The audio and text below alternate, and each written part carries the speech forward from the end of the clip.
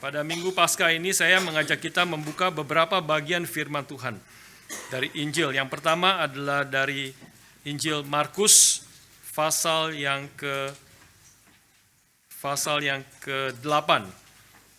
Saya akan membacakan bagi saudara beberapa ayat dari Injil Markus yang menyatakan bagaimana Tuhan Yesus sebelum dia mati dan bangkit, dia sudah memberitahukan bahwa dia akan mati dan bangkit pada hari yang ketiga. Yang pertama adalah Markus 8 ayat yang ke-31.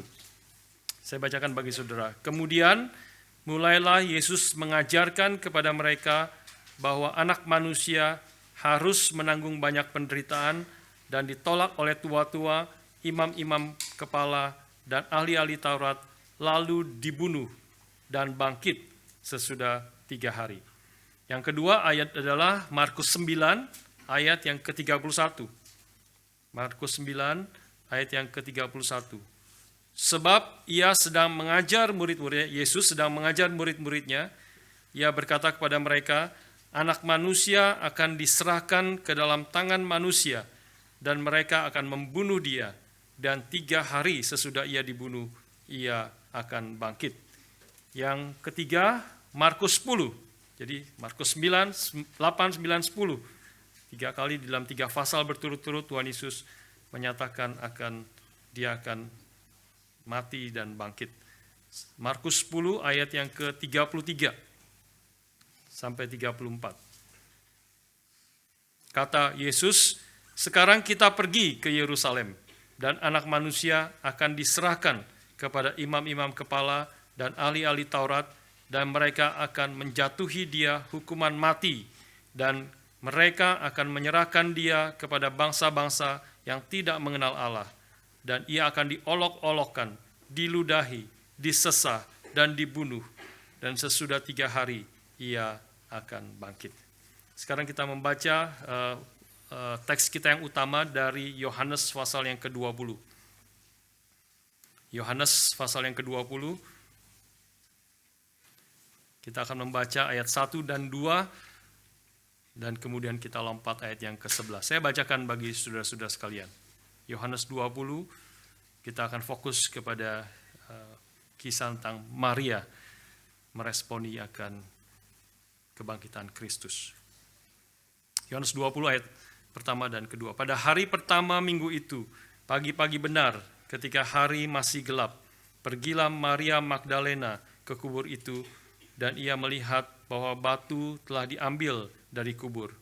Ia berlari-lari mendapatkan Simon Petrus dan murid-murid yang lain yang dikasihi Yesus, dan berkata kepada mereka, Tuhan telah diambil orang dari kuburnya, dan kami tidak tahu di mana ia diletakkan. Lompat ayat yang ke-11. Tetapi Maria berdiri dekat kubur itu dan menangis. Sambil menangis, ia menjenguk ke dalam kubur itu, dan tampaklah olehnya 2 orang malaikat berpakaian putih, yang seorang duduk di sebelah kepala dan yang lain di sebelah kaki di tempat mayat Yesus terbaring. Lalu kata malaikat-malaikat itu kepadanya, Ibu, mengapa engkau menangis? Jawab Maria kepada mereka, Tuhanku telah diambil orang, dan aku tidak tahu di mana ia diletakkan. Sesudah berkata demikian, ia menoleh ke belakang dan melihat Yesus berdiri di situ, tetapi ia tidak tahu bahwa itu adalah Yesus. Kata Yesus kepadanya, Ibu, mengapa engkau menangis? Siapakah yang engkau cari? Maria menyangka orang itu adalah penunggu taman, lalu berkata kepadanya, Tuan, jikalau Tuan yang mengambil dia, katakanlah kepadaku, di mana Tuan meletakkan dia, supaya aku dapat mengambilnya. Kata Yesus kepadanya, Maria. Maria berpaling dan berkata kepadanya dalam bahasa Ibrani, Rabuni, artinya guru.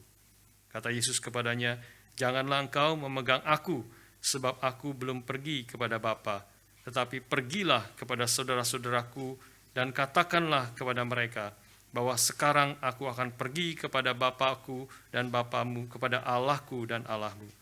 Maria Magdalena pergi dan berkata kepada murid-muridnya, Aku telah melihat Tuhan, dan juga bahwa Dia yang mengatakan hal-hal itu kepadanya. Mari kita berdoa sekali lagi, mohon pimpinan Tuhan.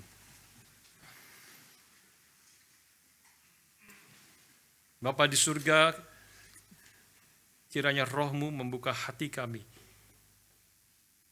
khususnya kami yang hatinya masih belum terbuka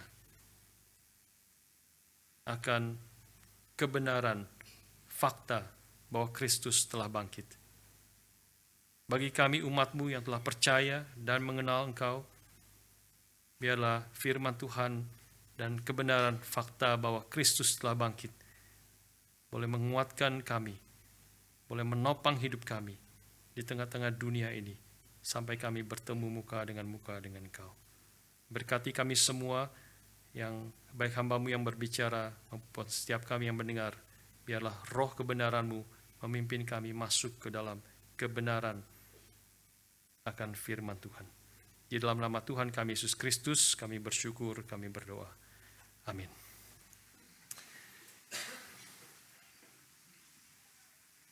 Saudara sekalian, pada hari ini saya ajak kita memikirkan satu tema di dalam melalui teks yang tadi kita baca, khususnya melalui respons daripada Maria yang bagaimana dia berespons kepada peristiwa kebangkitan Kristus.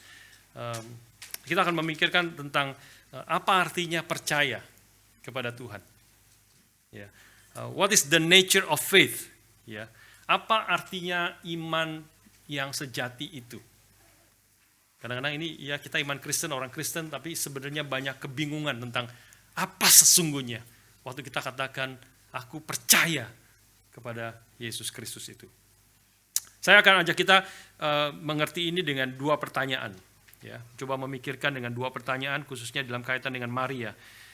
Pertanyaan pertama adalah mengapa Maria pada awalnya tidak percaya? Tadi kita sudah baca ya. Pada awalnya tidak percaya bahwa Yesus telah bangkit.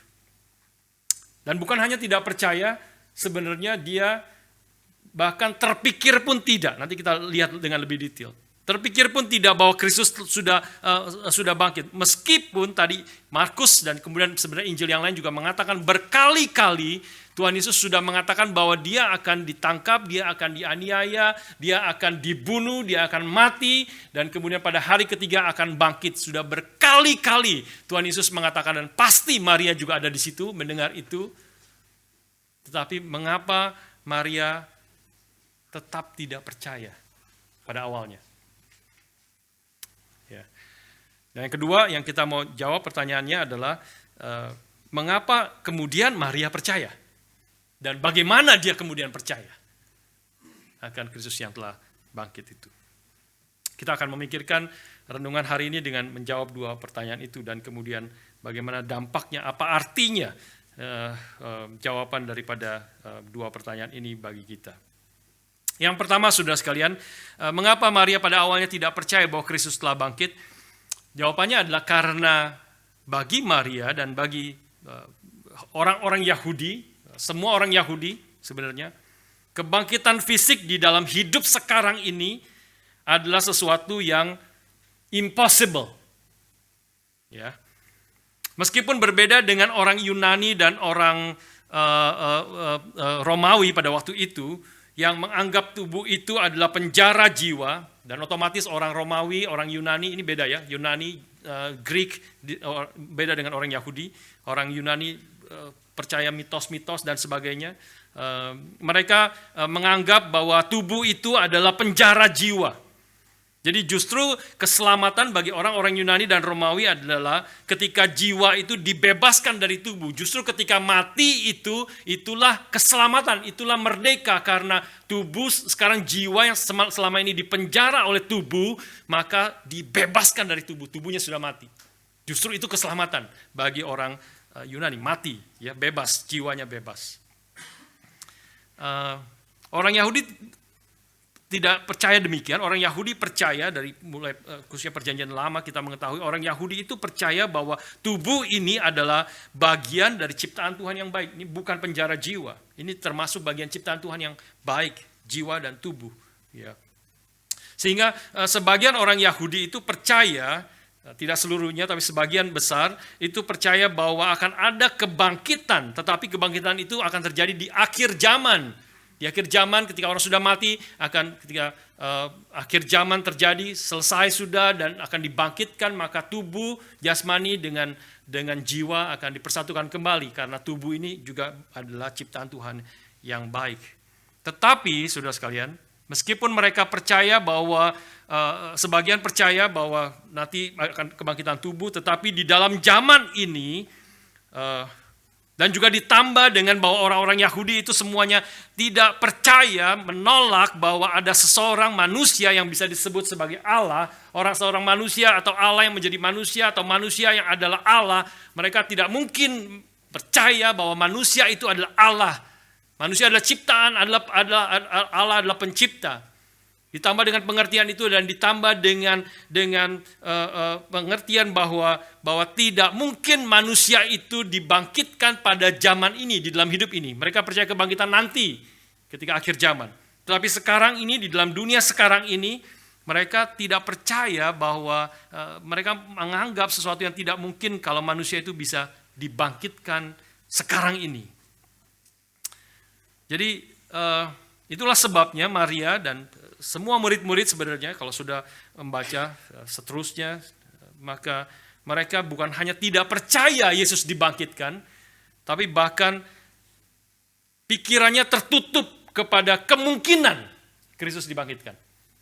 Even to the possibility of the resurrection of Christ. Mereka tidak ada kemungkinan itu di dalam pikiran mereka. Jadi ini saudara sekalian, ini satu kebenaran yang penting ya. Yang kita perlu mengerti di sini bahwa implikasi bukan hanya bagi mereka, bukan hanya bagi orang Yahudi Yunani pada zaman itu, juga zaman kita sekarang sebenarnya, bahwa percaya kepada Tuhan itu sesuatu yang tidak mungkin sebenarnya. Bukan hanya zaman dulu Yunani, juga zaman kita sekarang.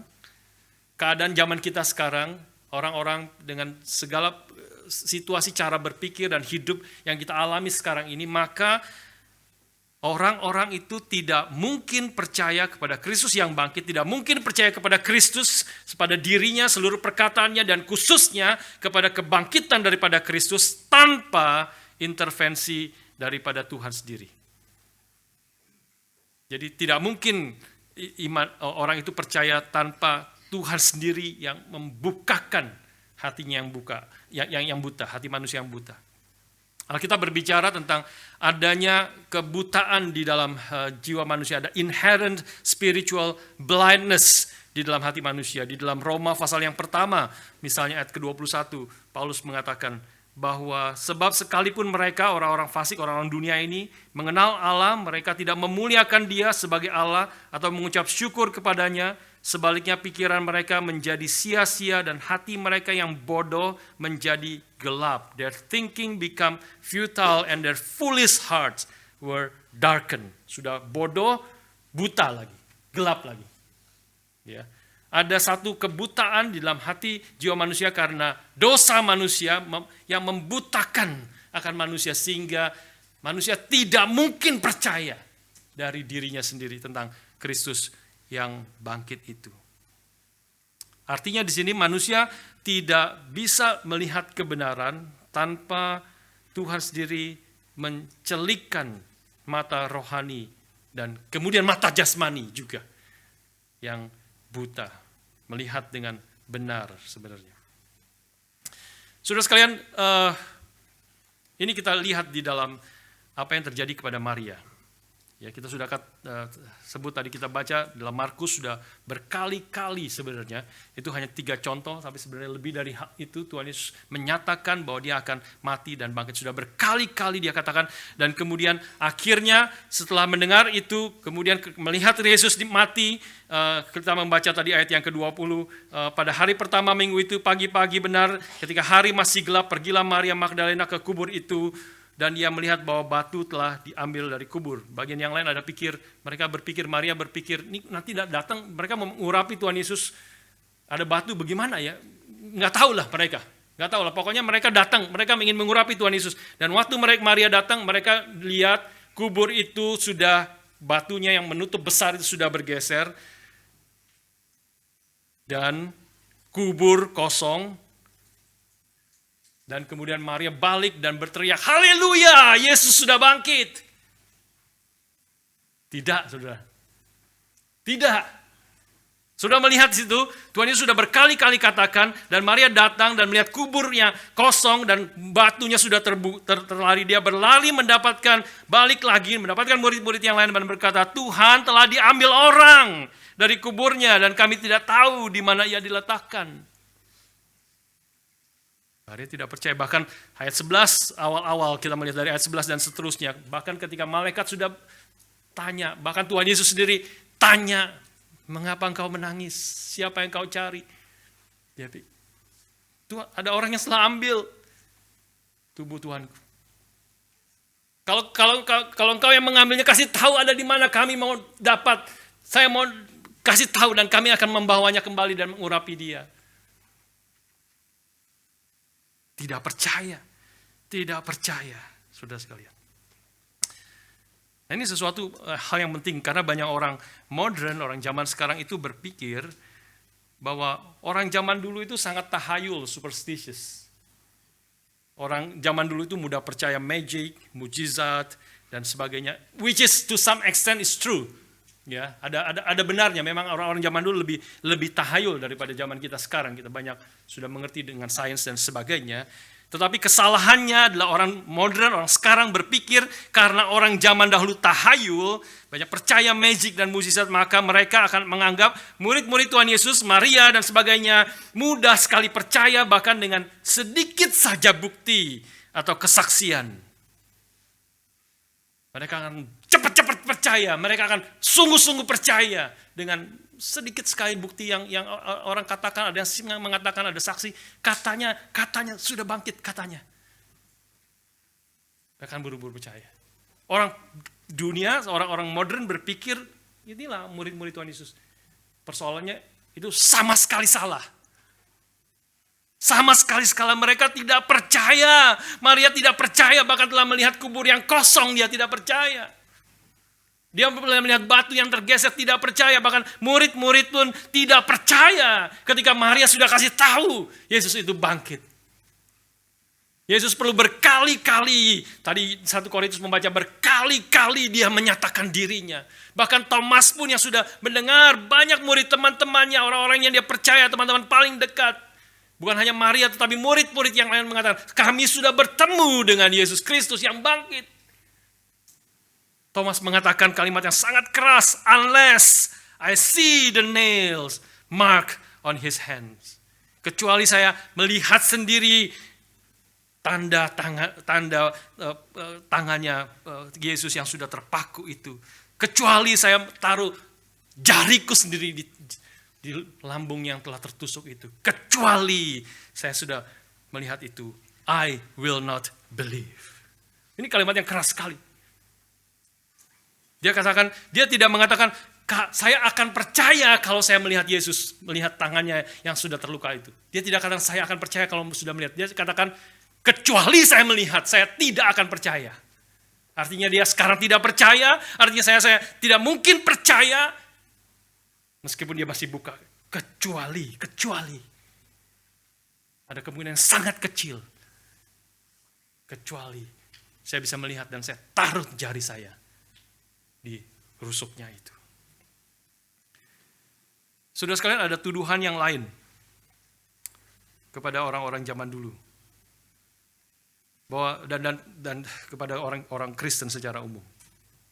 Bahwa kita orang-orang Kristen atau orang-orang menjadi percaya Tuhan karena alasan emosional, karena alasan psychological. Again, to some extent ada benarnya. Ya kita tahu ya. Jadi kita percaya Tuhan bukan karena kita bertemu dia, mengenal dia, beriman, sungguh-sungguh mengenal dia dan tahu bahwa ini adalah benar, tetapi karena alasan emosional dan psychological. Jadi contohnya apa? Contohnya adalah kalau sudah jadi datang ke gereja seperti tanda kutip percaya karena Karena nggak enak diajak oleh teman yang baik. Diajak terus. Ini temanku baik, dia baik, tapi dia orang Kristen. Saya nggak percaya sebenarnya. Dia Kristen, Tuhan Yesus bangkit dan sebagainya. Saya nggak percaya, tapi karena temanku ini baik sekali, dia sudah menolong saya banyak sekali. Terus dia terus-menerus ajak saya ke gereja. Ya saya nggak enak lah. Saya nggak enak, saya datang ke gereja. Tapi bukan karena dia percaya itu kebenaran. Tapi karena urusan emosional, relational kepada temannya ini. Ada orang yang datang ke gereja, tanda kutip percaya, karena kalau aku datang ke gereja ada damai. Rasanya damai. Tapi kenapa Pak percaya? Kamu percaya Tuhan Yesus bangkit, pasti dia bangkit, dia satu-satunya Tuhan dan Juru Selamat. Nggak tahu juga sih. Tapi pokoknya waktu saya datang ke gereja, saya waktu nyanyikan pujian, saya ada damai.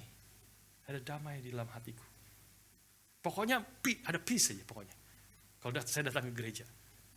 Kalau saya datang ke tempat diskotik, kacau, saya hatinya kacau. Tapi kalau datang ke gereja, ada damai. Belum tentu dia mengenal Tuhan, belum tentu dia percaya sungguh-sungguh Yesus adalah satu-satu jalan kebenaran dan hidup, tetapi secara emosional, psychological, dia percaya. Ada benernya. Ada orang-orang yang menjadi orang Kristen mengaku percaya karena urusan emosional dan psychological, bukan karena dia mengenal betul-betul Tuhan. Bukan karena dia mengenal Tuhan yang dia percaya. Saudara sekalian,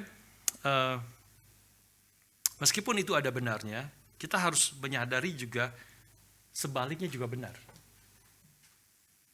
Maksudnya apa sebaliknya? Sebaliknya adalah ada orang-orang, cukup banyak orang-orang yang tidak percaya, yang tidak mau percaya kepada Yesus Kristus yang telah mati dan bangkit, juga karena alasan emosional dan psychological. Jadi ada orang-orang yang tidak mau percaya kepada Tuhan, bukan karena dia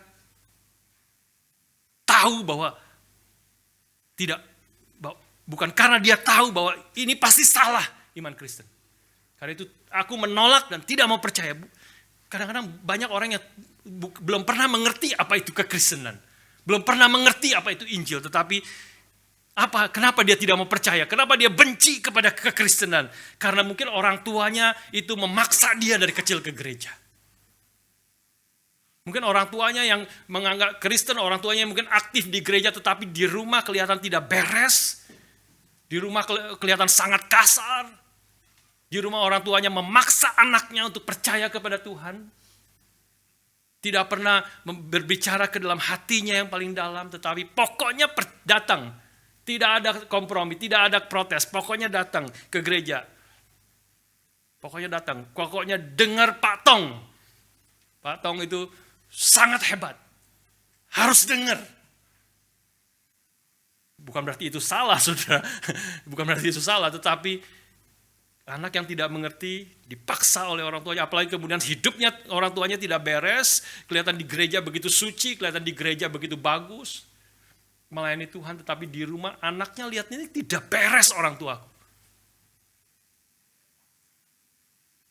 Kadang-kadang mungkin nonton film porno di rumah, hidupnya benci, suka bicara tentang hal-hal yang negatif tentang orang lain, dan sebagainya. Jadi aku tidak mau percaya, aku tidak menjadi orang Kristen, bukan karena aku tahu kekristenan itu tidak benar. Tapi ada masalah psychological, emotional, karena aku benci kepada orang tuaku. Atau karena dia pernah ditipu oleh orang Kristen. Ya, saudara, kalau ada orang yang tidak percaya terus bilang orang Kristen sama saja dengan orang dunia ini. Kita harus bilang benar, memang sama. Yang banyak orang Kristen, orang yang disebut Kristen yang datang ke gereja, itu adalah orang berdosa. Orang berdosa banyak yang tidak beres. Tapi sama tidak beresnya juga banyak orang ateis yang tidak beres. Kenapa kalau kamu melihat karena orang Kristen kamu ditipu, orang Kristen yang kelihatan ngomong-ngomong banyak Injil, Tuhan, haleluya, puji Tuhan, tetapi kemudian menipu kamu. Kenapa kalau orang ateis yang menipu kamu, kamu tidak bilang, aku anti ateis sekarang? Pasti dia juga pernah ditipu oleh orang ateis. Tapi kalau orang Kristen, dia jadi tidak mau percaya kepada Tuhan, dia tidak mau percaya kepada kekristenan karena masalah emosional. Dia bukan karena dia tahu iman Kristen itu salah, Alkitab itu salah, dia tidak pernah menyelidiki, tidak pernah mengumuli. Tapi karena dia pernah ditipu oleh orang Kristen itu yang ngaku-ngaku Kristen, dia kelihatan hebat, dihormati di gereja. Tetapi dia menipu aku, ratusan juta aku ditipu oleh dia. Aku selama-lamanya akan benci. Aku selama-lamanya tidak akan percaya. Seharusnya dia tidak percaya orang itu, bukan tidak percaya kekristenan, tapi nempel jadinya. Nempel. Maka aku tidak akan percaya kekristenan. Tidak percaya Tuhan Yesus yang katanya disembah oleh orang itu.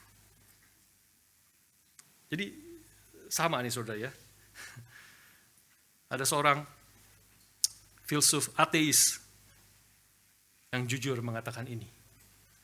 Jadi orang percaya tidak percaya ini banyak, sering, tidak semuanya pasti, tapi banyak yang karena urusan emosional dan psychological juga.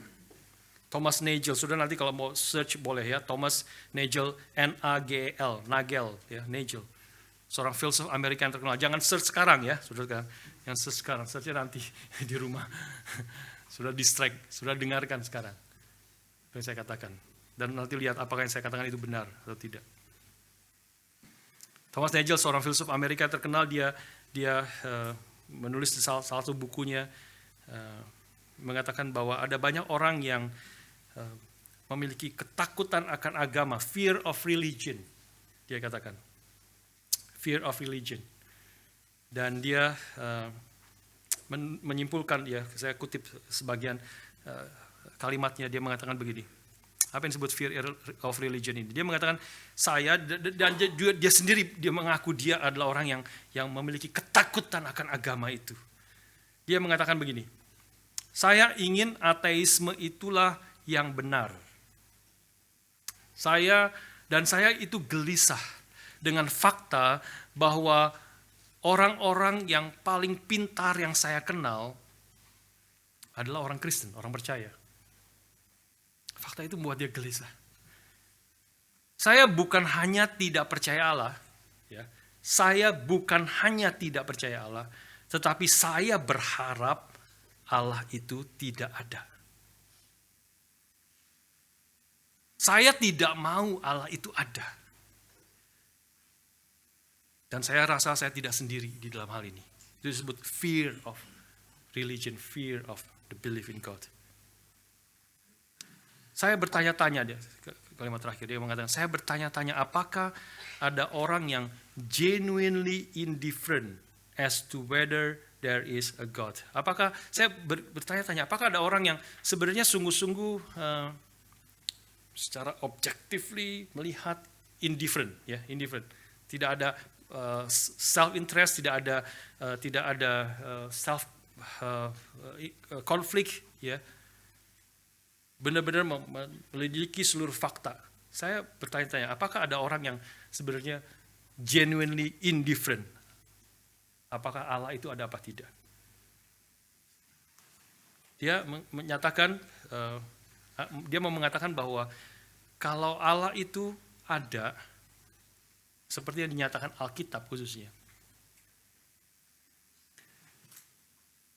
maka itu pasti, kalau saya percaya Allah itu ada, kalau Allah itu betul-betul ada seperti yang dinyatakan Alkitab, maka itu akan mengubah hidup saya. Saya tidak bisa hidup seperti ini. Saya tidak bisa hidup seperti yang saya hidupi sekarang, di mana aku yang mengatur seluruh hidupku. Alkitab yang menyatakan Allah yang adalah Allah di dalam Alkitab itu, Allah yang berkuasa, yang berdaulat, yang mengatur segala sesuatu. Dia yang menuntut kita, memerintahkan kita mengasihi Dia dengan seluruh hati, seluruh jiwa, seluruh kekuatan. Dan itu adalah tuntutan yang wajar karena Dia adalah Allah pencipta segala sesuatu dan yang menebus kita dan yang bangkit dari kematian untuk menyelamatkan kita. Kalau memang Allah itu ada, Allah yang seperti itu, maka saya tidak bisa hidup seperti apa yang saya mau. Karena itu saya tidak mau Allah itu ada. Bukan dia bukan hanya tidak percaya, dia tidak mau, ini masalahnya. Dia tidak mau Allah itu ada. Karena kalau Allah itu ada, maka dia tidak bisa hidup seperti apa yang dia inginkan. Ini saya ambil contoh yang agak relevan dengan kita, meskipun mungkin tidak 100% tepat ya. Ambil contoh, sudah ikuti politik di Indonesia sudah tahu problem besar dengan keputusan Mahkamah Konstitusi. Ya, Mahkamah Konstitusi akhirnya meloloskan Gibran, anaknya Jokowi, itu menjadi wakil presiden dan sekarang terpilih menjadi wakil presiden yang terpilih dengan Prabowo. Kita tahu itu problem besar dan terus tidak akan selesai, ya, masih terus bergulir persoalan ini. Masih terus dari awal sudah menjadi problem besar dan terus akhirnya mau nggak mau sudah terpilih, sudah dipilih, akhirnya terpilih, dan tapi terus belum selesai, tidak akan selesai ini. Ya, semua orang akademisi mengatakan dan sebagainya, dari UGM, dari UI, dari mana-mana protes. Ini tidak benar. Dan saudara lihat, perhatikan, tidak ada pembelaan satu kali pun dari pihak Jokowi. Tidak ada pembelaan. Tidak ada pembelaan satu kali pun dari pihaknya Prabowo Gibran. Tidak ada. Kalau dikritik habis-habisan, dia cuma bisa bilang, tidak beretika, dia bilang, endasmu etika. Cuma bisa bilang begitu. Ya, endasmu tuh apa, nggak peduli ya, tentang etika. Tapi tidak pernah mereka membantah itu, karena ini adalah, tahu sekali ini ada conflict of interest. Conflict of interest, dia pamannya yang memutuskan dan mengubah undang-undang untuk supaya keponakannya, anaknya presiden itu bisa masuk. Ya, saya bukan bicara lagi politik, saudara, ini hanya contoh ya. Ini contoh. Karena apa? Masalahnya apa? Kenapa ini jadi contoh? Masalahnya apa? Kalau pamannya Gibran itu dia dikritik, dia tidak mungkin netral. Dan kemudian ada presiden yang berkuasa, dia tidak mungkin netral. Dia ada self-interest di situ. Self-interest yang besar sekali di situ. Problemnya adalah, saudara sekalian, ini menjadi contoh karena kita semua adalah pamannya Gibran. Kita semua adalah pamannya Gibran. Maksudnya apa? Maksudnya kita semua ada self-interest. Ada conflict of interest. Kita memikirkan tentang apakah Tuhan itu ada, apalagi Kristus yang seperti yang dia katakan, dia adalah Tuhan yang sudah mati dan bangkit untuk menebus dosa kita, dan dia satu-satunya Tuhan yang telah bangkit, satu-satunya pendiri agama, kalau mau pakai istilah itu, yang telah mati dan bangkit. Tidak ada pendiri agama apapun. Sudah selidiki, tidak ada. Semuanya sudah mati dan tidak bangkit, terus ada di kubur itu. Ada tubuhnya, ada tulangnya di situ. Tapi kalau Yesus seperti yang dia klaim, dia adalah Tuhan yang mati dan bangkit. Dan dia berkuasa, dan dia kemudian mengatakan, segala kuasa di surga, di bumi telah diberikan kepadaku. Dia berdaulat atas segala sesuatu, maka kita tidak bisa hidup sesuai dengan kehendak kita sendiri. Semua kita ada interest di dalam apakah Tuhan itu bangkit atau tidak. Semua kita adalah pamannya Gibran. Saudara sekalian, kesadaran ini, poin pertama ini membuat kita perlu, kalau ada saudara yang bergumul ya tentang percaya kepada Tuhan atau enggak, ya, dari poin pertama ini harap saudara boleh bertanya dengan jujur. Mengapa saya tidak percaya? Mengapa saya tidak percaya? Seringkali adalah tidak pernah betul-betul pikir, tidak pernah betul-betul menyelidiki. Tidak pernah, saya ketemu ada orang yang betul-betul bergumul menyelidiki. Pernah ngobrol kira-kira 2 jam sama dia. Coba beritakan Injil, coba nyatakan saksi daripada Alkitab. Ada orang, tetapi jarang sekali orang seperti itu saya ketemu. Banyak orang tidak percaya, pokoknya aku tidak percaya. Pokoknya aku mau hidup sesuai dengan kehendakku. Aku senang dengan hidupku sekarang ini. Jangan diganggu, jangan diganggu. Tapi kalau Kristus itu memang mati dan bangkit dan dia berkuasa atas hidup saya, orang tidak mau percaya karena ada self-interest di dalamnya. Bukan dia tahu itu tidak benar, tetapi dia tidak mau bahwa ada Allah seperti itu. Kalau ada orang yang bergumul seperti demikian, harap saudara boleh dengan jujur bertanya, sebenarnya mengapa engkau belum sungguh-sungguh percaya sampai hari ini? Dan harap saudara mengerti poin ini, saudara mulai meragukan keraguan saudara. Paling sedikit mulai doubt your doubts. Meragukan keraguan saudara. Be skeptical of your own skepticism. Kalau skeptik, sekarang kau tanya, kenapa kau skeptik? Kau mulai bertanya. Jangan anggap itu adalah sesuatu keputusan yang pasti, yang benar. Dan tentunya dengarkan poin yang kedua ini. Poin yang kedua ini, poin yang kita boleh melihat bagaimana dan mengapa kemudian Maria menjadi percaya. Bagaimana Maria kemudian menjadi percaya. Jawaban singkatnya nanti saya akan jelaskan.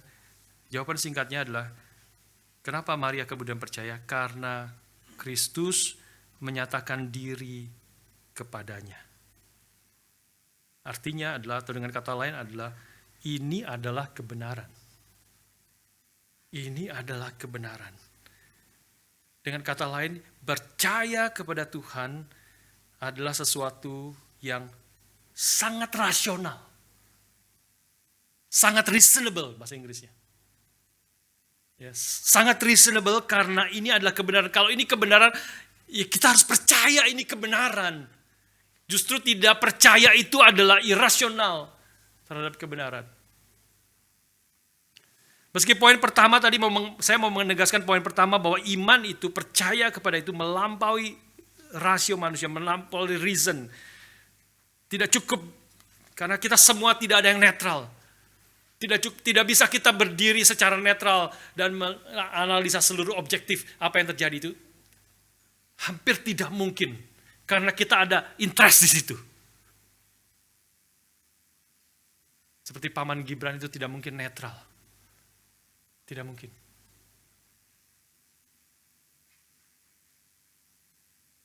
Meski itu jadi melampaui reason atau rasio manusia, percaya itu.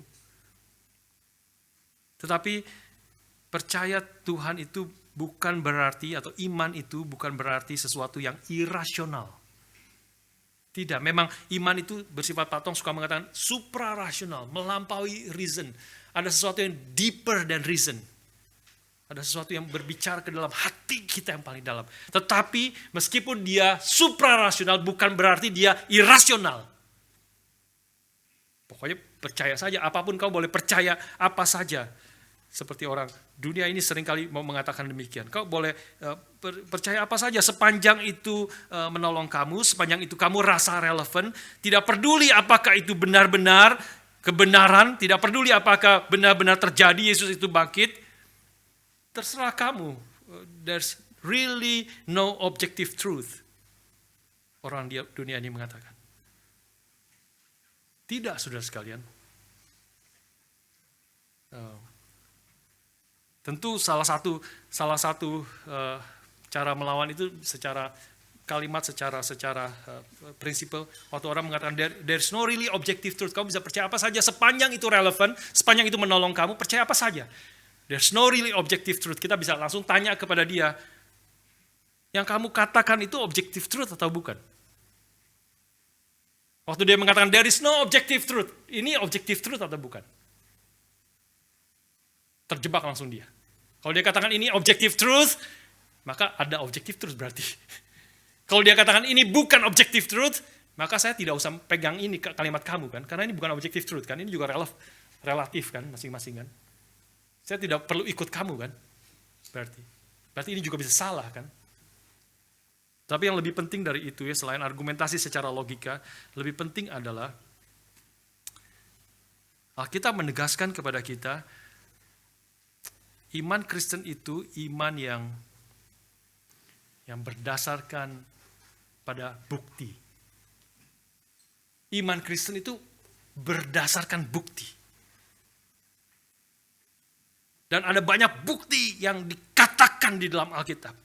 Ada banyak evidence, kamu selidiki evidence baik di dalam Alkitab, di luar Alkitab. Dan kita melihat di sini adalah salah satu bukti yang paling penting yang dinyatakan di dalam Alkitab bahwa Kristus itu telah bangkit. Yaitu apa? Yaitu saksi mata pertama di dalam seluruh Injil, Matius, Markus, Lukas, Yohanes, mengatakan orang yang pertama yang melihat Yesus bangkit dan kemudian percaya Yesus bangkit itu adalah seorang wanita. Adalah perempuan.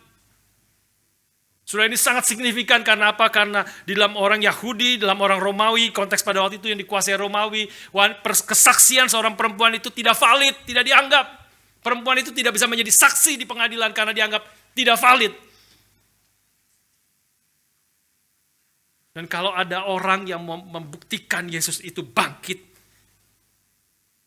dia tulis seluruh kitab Injil, menulis orang yang pertama melihat Yesus yang bangkit itu. Saksi pertama adalah seorang perempuan. How stupid, how ridiculous. Ini tidak valid. Tapi kenapa Matius, Markus, Lukas, Yohanes mencatat, seluruhnya mencatat, saksi yang pertama melihat Yesus bangkit adalah perempuan. Tidak ada alasan lain, tidak ada argumentasi lain kecuali kalau memang itu benar-benar yang terjadi. Itu benar-benar yang terjadi. Saudara sekalian, iman Kristen bukan percaya asal itu relevan menolong kita. Pasti iman Kristen sangat relevan dan menolong kita. Tapi bukan percaya Kristen karena itu pertama-tama. Tetapi percaya iman Kristen karena itu adalah kebenaran, itu adalah fakta yang sungguh-sungguh terjadi. Karena kita bisa percaya, manusia bisa percaya apapun, tapi kalau itu salah,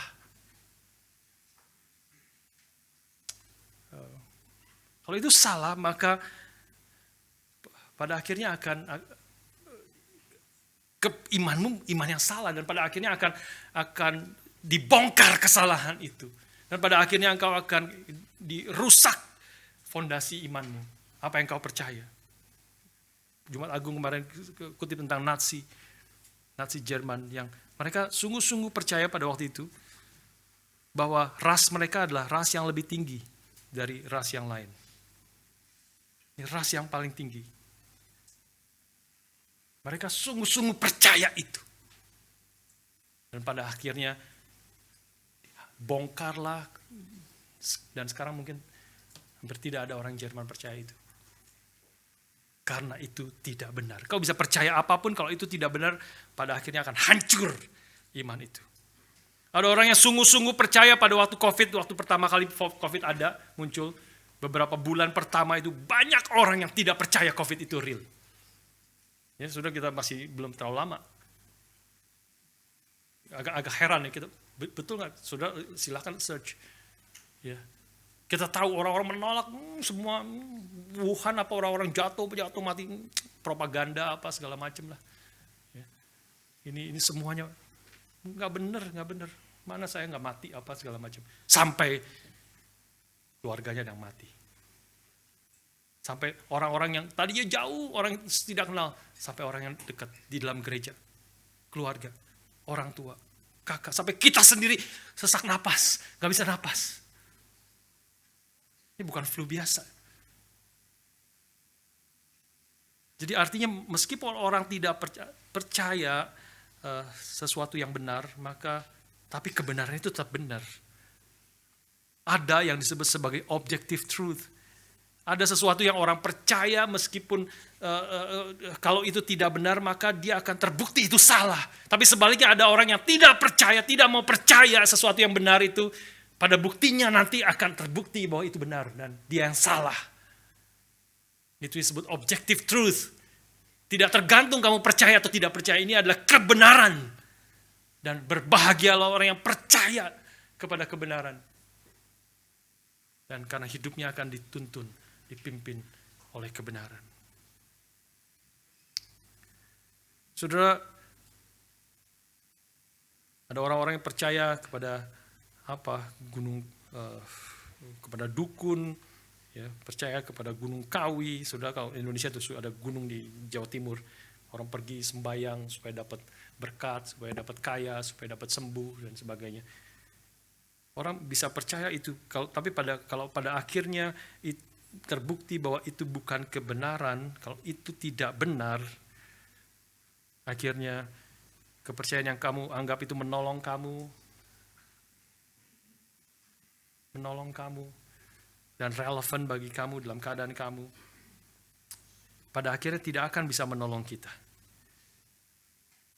Pada akhirnya, apalagi kalau kita berhadapan di hadapan Tuhan Hakim yang adil, yang adalah kebenaran itu. Tuhan Yesus mengatakan, I am the way, the truth, and the life.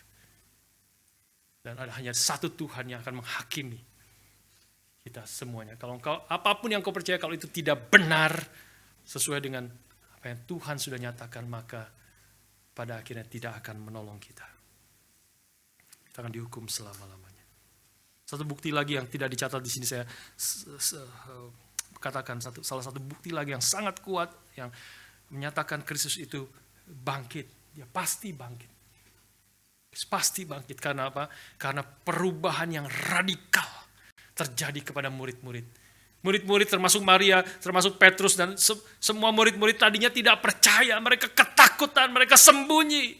Kalau guru mereka yang sudah menyerahkan hidupnya kepada Yesus, yang mereka pikir akan memimpin mereka dalam revolusi, kemenangan, kekuasaan Mesias yang akan datang itu.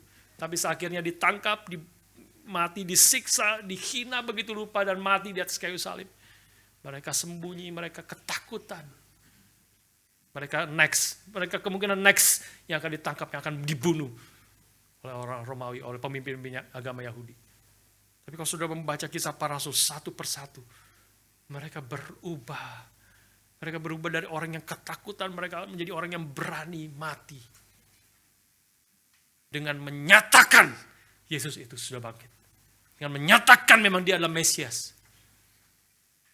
Ada orang yang masih meragukan. Ada orang-orang yang berani mati, orang-orang Islam juga berani mati karena imannya. Bom bunuh diri, mereka juga berani mati. Ada persoalan, perbedaan yang sangat mendasar. Orang-orang itu, orang-orang yang berani mati dan sebagainya, mereka berani mati untuk apa yang mereka percaya karena mereka tahu, mereka pikir apa yang mereka percaya itu adalah kebenaran. Mereka pikir, mereka sungguh-sungguh percaya itu adalah kebenaran. Maka mereka berani mati untuk itu. Tetapi kalau murid-murid, kalau Maria tahu bahwa ini adalah kebohongan, kalau mereka sebenarnya tahu Yesus itu dicuri mayatnya, karena hanya dua kemungkinan itu. Kalau memang ternyata mayat Yesus itu ada, mereka sembunyikan, mereka mencuri mayat itu, menyembunyikannya sehingga orang itulah yang dituduhkan oleh orang Romawi yang tidak juga bisa menemukan mayat Yesus. Solusinya adalah jawabannya adalah pasti ini dicuri oleh murid-murid. Karena itu beritakan bahwa Yesus bukan bangkit, tapi mayatnya dicuri oleh murid-murid. Kalau murid-murid itu tahu bahwa mereka yang mencuri dan mereka menyembunyikan mayat itu, tidak mungkin mereka berani mati untuk imannya. Tidak mungkin, tidak ada dalam sejarah orang yang berani mati kepada sesuatu yang mereka tahu itu bohong. Tidak ada. Dan itulah yang terjadi pertama-tama sebelum mereka bertemu Yesus bangkit. Mereka takut, mereka sembunyi. Sampai sesuatu terjadi di dalam hidup mereka. Lalu kita menegaskan, karena Yesus berkali-kali menyatakan dirinya. dia sudah bangkit. Thomas, taruhlah jarimu ke tanganku, taruhlah jarimu ke lambungku. Melihat dia menyembah, ya Tuhanku, ya Allahku. Satu persatu berubah. Satu persatu berubah, dan kemudian pergi kemana-mana tempat memberitakan Yesus yang mati dan bangkit. Memberitakan dia adalah satu-satunya juru selamat. Memberitakan kebenaran fakta itu. Sampai kebenaran itu harus dibayar dengan nyawanya sendiri. Satu persatu mati martir para rasul. Karena iman mereka berdasarkan kebenaran. Berdasarkan fakta bahwa Kristus sudah bangkit. Saudara sekalian, tetapi Alkitab menegaskan kepada kita bahwa untuk percaya kepada kebenaran ini, kebenaran yang fakta sejati ini, percaya, beriman pada kebenaran ini, pada Kristus yang telah mati dan bangkit. Seperti tadi poin pertama, tidak bisa kita secara dari diri kita sendiri kita menganalisa. Meskipun buktinya sudah jelas. Begitu nyata. Begitu kuat buktinya. Tapi tidak ada orang yang percaya karena bukti-bukti itu. Tidak ada orang yang beriman sungguh-sungguh kepada Tuhan karena dikasih tahu bukti-bukti itu. Sudah ada dosa. Ada dosa di dalam hati manusia. Ini perlu anugerah Tuhan. Perlu anugerah Tuhan. Manusia bisa percaya, kalau kita hari ini banyak yang percaya, itu karena anugerah Tuhan yang membuka hati kita, buka mata kita. Kita bertemu dengan Tuhan yang sudah mati dan bangkit itu. Inilah yang Tuhan nyatakan dalam percakapannya dengan Maria. Bagaimana Maria bisa percaya? Tuhan mulai bertanya kepada Maria ayat 13. Mungkin dari ayat yang ke 15 ya. Langsung ayat 15. Ayat 13 malaikat yang bertanya. Ayat 15 Tuhan Yesus bertanya kepada Maria. Ibu, mengapa engkau menangis? Siapakah yang engkau cari? Tuhan Yesus mulai tanya. D.A. Carson, seorang ahli Perjanjian Baru khususnya, dia mengatakan pertanyaan ini adalah untuk membuka wawasan daripada Maria. Pertanyaan, kenapa engkau nangis? Supaya dia pikir, siapa yang kau cari? Siapa yang kau cari sesungguhnya? Supaya Maria dibukakan pikiran, supaya dia mengenali, mulai masuk dengan pelan-pelan Tuhan Yesus masuk ke dalam hatinya, mulai membuka bahwa meskipun Maria sangat mengasihi Yesus gurunya itu, tetapi pikirannya, pengenalan dia akan Yesus itu masih begitu sempit, begitu terbatas. Dia bahkan sampai saat itu pun kemungkinan Yesus bangkit itu tidak ada di dalam hati dan pikirannya.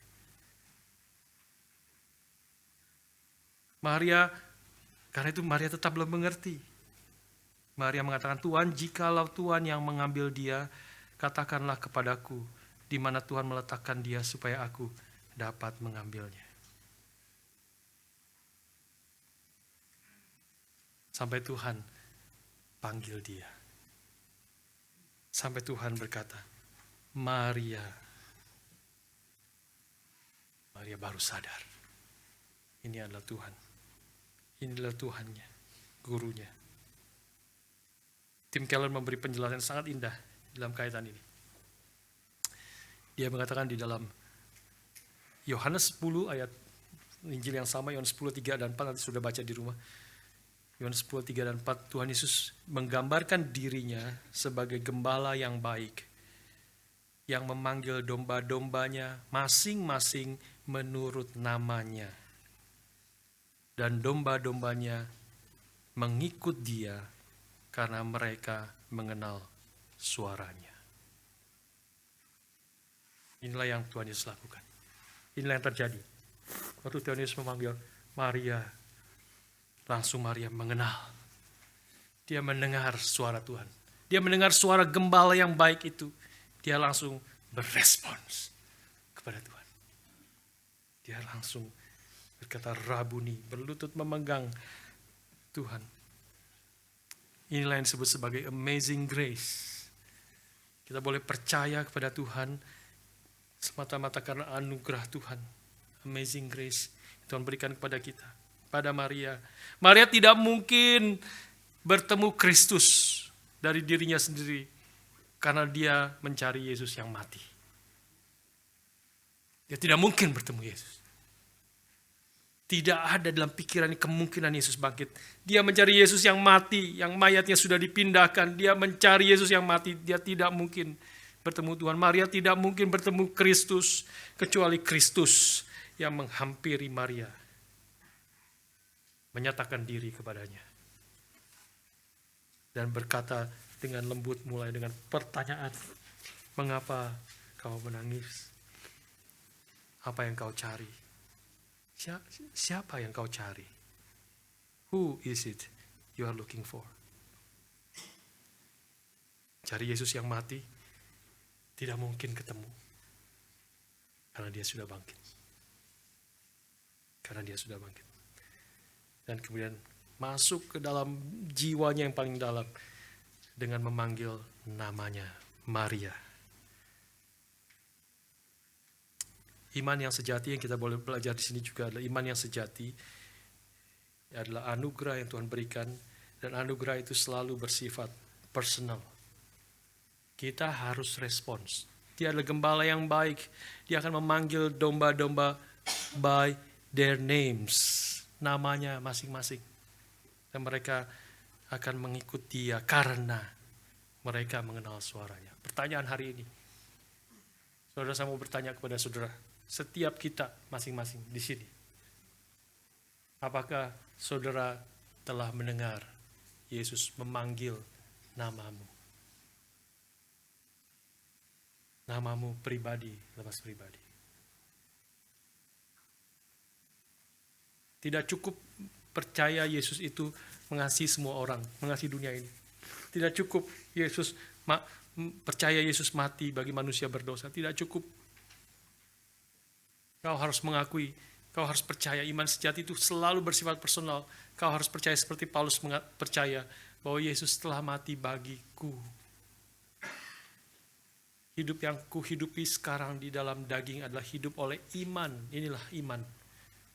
Iman di dalam apa? Di dalam anak Allah yang telah mengasihi aku dan menyerahkan dirinya untuk aku. Iman itu harus bersifat personal. Apakah engkau mendengar suara Tuhan memanggilmu?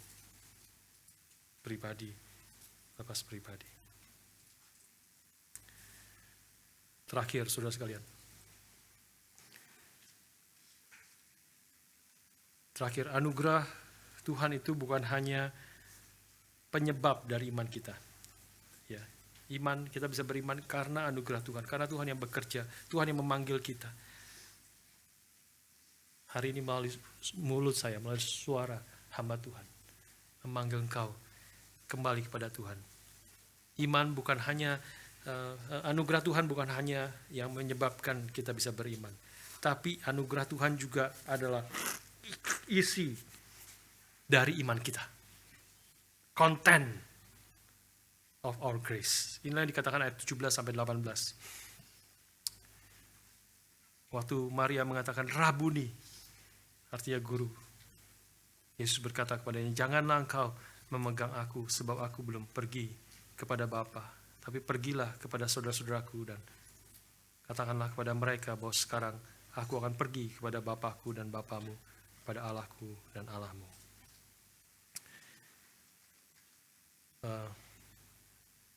Saudara, kita bisa bayangkan Maria waktu dipanggil oleh Yesus, Maria, dan dia berbalik dan dia memegang tangan, memegang baju jubah Tuhan Yesus sambil menyembah, Rabuni guru. Ya, seolah-olah Maria mau mengatakan, engkau telah pergi, aku pikir kau mati, dan pergi dan aku tidak bisa bertemu lagi dengan kau. Tapi sekarang jangan pergi lagi. Dia pegang gurunya itu. Tapi Tuhan Yesus mau mengatakan, apa maksudnya di sini Tuhan Yesus mengatakan, jangan kau memegang aku sebab aku belum pergi kepada Bapa. Banyak penafsir mengatakan, Tuhan Yesus sedang mau mengatakan di sini bahwa Maria, ketika aku pergi kepada Bapa, aku akan pergi kepada Bapa, tapi aku tidak akan meninggalkan engkau sendiri. Aku akan mengutus Rohku, dan ini tentu tafsiran dari ayat pasal-pasal sebelumnya, apa yang Tuhan Yesus sudah katakan. Pasal 14, pasal 16 Yohanes. Ketika aku pergi kepada Bapa, aku tidak akan meninggalkan kamu sendiri.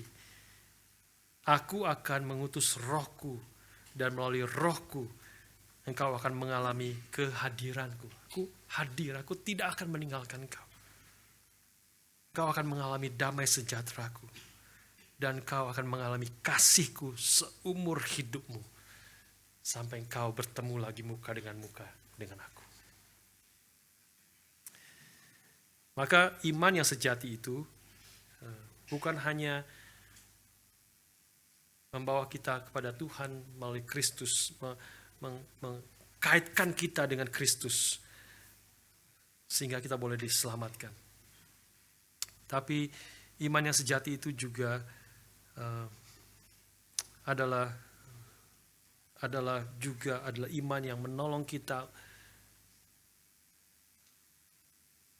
menyadari bahwa hidup kita sekarang ini adalah hidup di dalam Kristus. Melalui Roh-Nya yang kudus, kita boleh terus mengalami relasi yang hidup dengan Tuhan. Dia adalah Tuhan yang hidup, Tuhan yang bangkit, Tuhan yang telah mengutus Roh-Nya.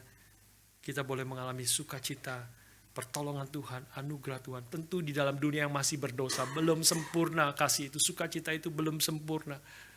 Damai sejahtera itu belum sempurna, tapi kita boleh mencicipi. Seperti perjamuan kudus kemarin, kita mencicipi. Kita menyadari Tuhan itu hidup. Jadi kita beriman bukan hanya membawa kita percaya dan diselamatkan, tetapi anugerah Tuhan itu adalah juga isi dari iman kita. Sekarang kita hidup dengan iman, bukan dengan penglihatan. Beriman, bukan beriman kepada apapun yang kita ingin percaya, tetapi beriman kepada sesuatu yang Tuhan sudah nyatakan, yang mungkin kita tidak bisa lihat dengan mata kita sendiri. Tapi dengan mata rohani, kita beriman dan mengerti, percaya, dan hidup bersama Tuhan. Mengalami kehadiran Tuhan di dalam hidup kita. Di tengah segala kesulitan, pergumulan, tantangan yang kita hadapi di dalam dunia ini. Itulah yang dikatakan oleh lagu Amazing Grace. Tadi saya katakan Amazing Grace yang membawa kita diselamatkan. John Newton mengatakan Amazing Grace, save me. I was blind but now I see. Aku buta, aku berdosa, aku binasa, tetapi sekarang aku diselamatkan, aku melihat, aku percaya. Tapi bukan hanya berhenti sampai di situ. Itu anugerah Tuhan, Amazing Grace yang membuat kita diselamatkan, buat kita bisa beriman kepada Tuhan. Tetapi Amazing Grace itu juga, anugerah Tuhan itu juga yang akan memimpin kita pulang. Itulah di dalam bait yang ketiga. Grace will lead me home. Anugerah juga yang akan memimpin kita sampai kita bertemu muka dengan Tuhan. Saudara, dalam kebaktian Paskah hari ini, izinkan saya bertanya kepada saudara, apakah di antara saudara ada yang masih bergumul kepada apakah Tuhan itu benar, Tuhan itu hadir, Tuhan itu bangkit dari kematian. Biarlah firman Tuhan hari ini meneguhkan iman saudara, membawa saudara, ya Tuhan, aku percaya. Percaya bukan karena itu relevan bagi saya. Percaya bukan karena itu menolong saya saja. Tapi percaya karena itu adalah kebenaran. Karena Yesus sungguh-sungguh sudah bangkit. Mari kita berdoa.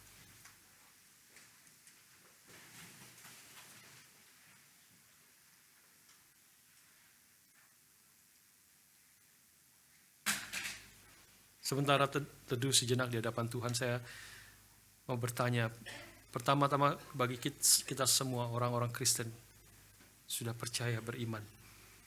Dan hari ini saudara sangat bersyukur kepada Tuhan, iman sudah diteguhkan. Bahwa iman kita bukan iman wishful thinking, wishful wish di dalam pikiran kita sendiri. Tapi iman yang berdasarkan kepada fakta bahwa Yesus sudah bangkit. Dan kita sudah bersyukur kepada Tuhan. Tuhan telah memberikan anugerah itu kepada kita. Karena tanpa anugerah Tuhan, kita tidak mungkin percaya dari diri kita sendiri. Siapa yang berkata, Tuhan saya sangat bersyukur, dan saya mau juga berespon seperti Maria, memberitakan akan fakta kebenaran ini pada orang-orang sekeliling saya. Siapa yang berkata demikian, Tuhan saya sangat bersyukur. Acungkan tangan saudara, kita mau bersyukur bersama-sama kepada Tuhan. Acungkan tangan saudara, puji Tuhan, puji Tuhan. Puji Tuhan. Kedua saya mau bertanya secara khusus bagi saudara-saudara yang bergumul. Saudara masih bergumul, saudara mungkin sudah datang ke gereja ini sudah cukup lama. Atau saudara baru pertama kali datang, baru beberapa kali datang. Saudara masih bertanya tentang iman Kristen. Dan hari ini saudara mau berkata kepada Tuhan dengan firman Tuhan. Saya baca, saya renungkan, dengar. Saya mau sungguh-sungguh percaya kepada Tuhan. Karena memang Kristus adalah Tuhan yang sudah bangkit. Dan Roh Kudus bekerja memanggilmu oleh firman Tuhan hari ini. Bekerja dalam hatimu memanggil engkau kembali kepada Tuhan. Siapa yang berkata semua tundukkan kepala. Siapa yang berkata Tuhan saya mau percaya. Sungguh-sungguh percaya kepada Kristus yang telah mati dan bangkit itu. Acungkan tangan saudara, saya mau berdoa bagi saudara. Ada di antara saudara, puji Tuhan, puji Tuhan. Masih ada lagi, acungkan tangan saudara tinggi-tinggi. Dan kemudian boleh turunkan. Puji Tuhan. Puji Tuhan. Mari kita berdiri bersama-sama. Bapa terima kasih. Bapa terima kasih.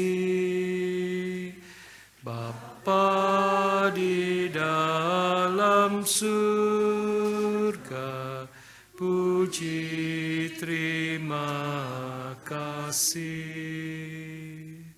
Bapa di surga, kami sekali lagi bersyukur karena Engkau telah mengutus anak-Mu yang tunggal Yesus Kristus mati dan bangkit dari kematian.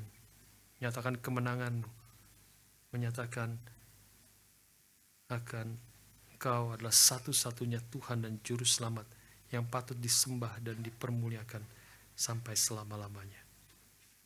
Tuhan, Engkau yang melihat isi hati kami masing-masing, pribadi lepas pribadi. Tuhan, Kau kuatkanlah iman akan umat-Mu.